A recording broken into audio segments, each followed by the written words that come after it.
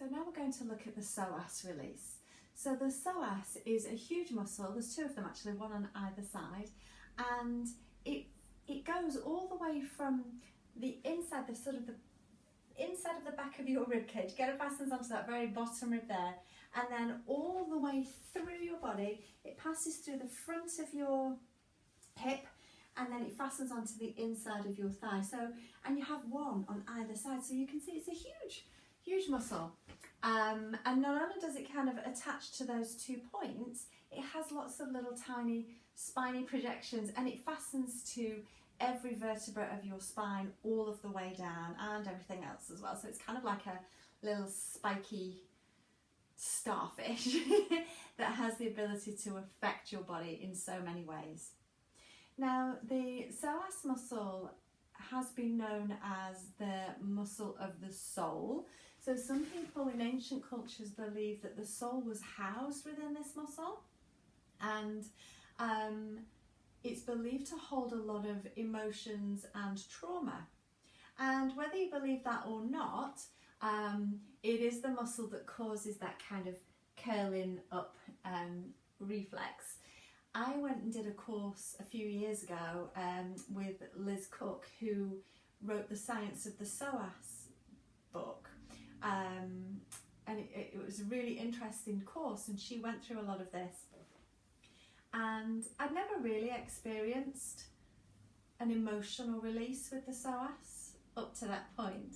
But she put me into a different position that was right for my body at that time. And as soon as she put me in the position, I immediately felt my pelvis start to open out, and I felt this huge release of emotion, and it was really moving. It made me really tearful, but in a good way, like it was stuff that I needed to release, and that was kind of when I really fell in love with the whole psoas thing, because this muscle was obviously holding on to, you know, a lot of stuff, and letting go of that was really freeing. So that might be a little bit woo for you. And don't worry, I don't expect anybody to burst into tears with this psoas release that we're going to do today. But it is really, really important that we allow this muscle to find its resting position, rather than it being really tight and short all of the time, so that the rest of our body can function well. It's a really good idea to do like an assessment first, so that you can see where your body is right now.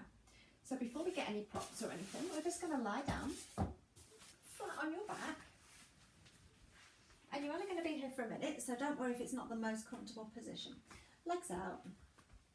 You can kind of let them roll out, and just notice which bits of your body are in contact with the mat. Is there a big space under the back of the ribs? Is there a big space under your lower back? Is there a big space under your thighs on the mat? Just notice. How does it feel? Does this feel uncomfortable? Is there a lot of tension in your body? Once you've kind of checked in, we're going to then go into the psoas release. So you need some props here. So I have got, obviously I have a bolster.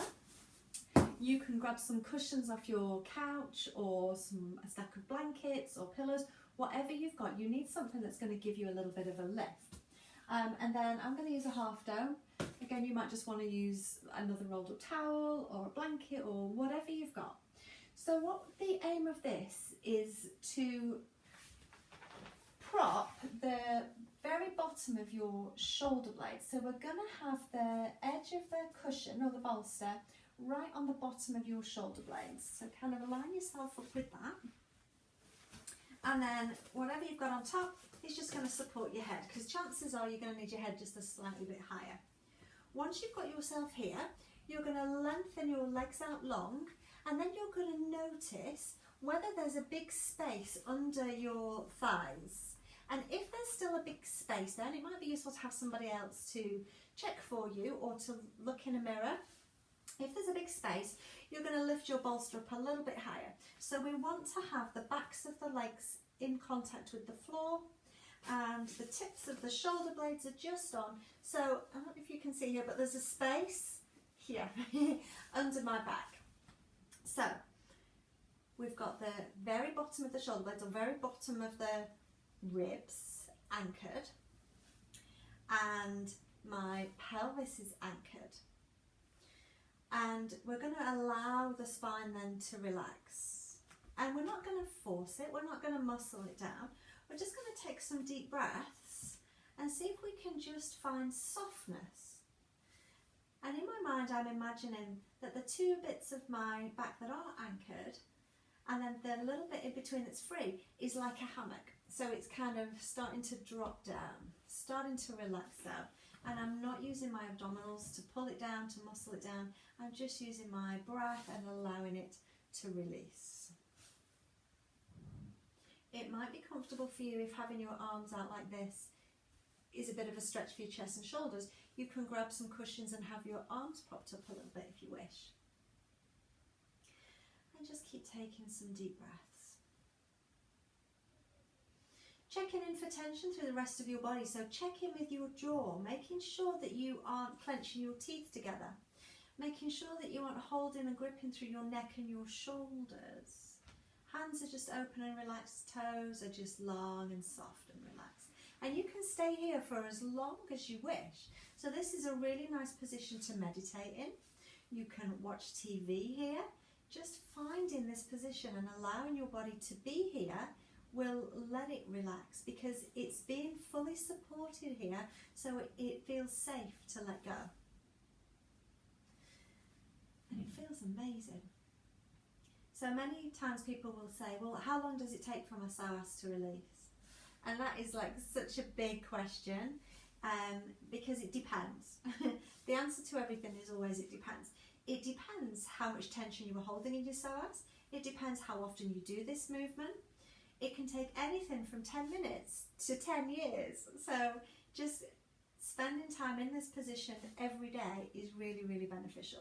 So I say if you can do about 10-15 minutes here, it will do absolute wonders for your body.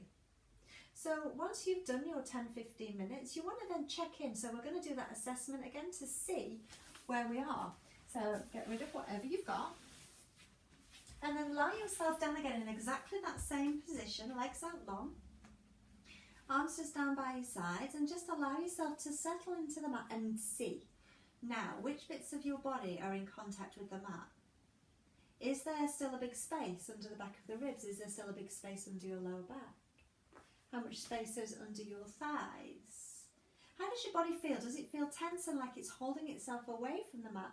Or does it feel much more relaxed and flat and melting into the mat? And then just lie here. If you need a bolster, you need a cushion under your head, feel free to grab something. And just allow your body to absorb that sensation so that it knows this feeling of relaxation. And just close your eyes, take some breaths, and just enjoy.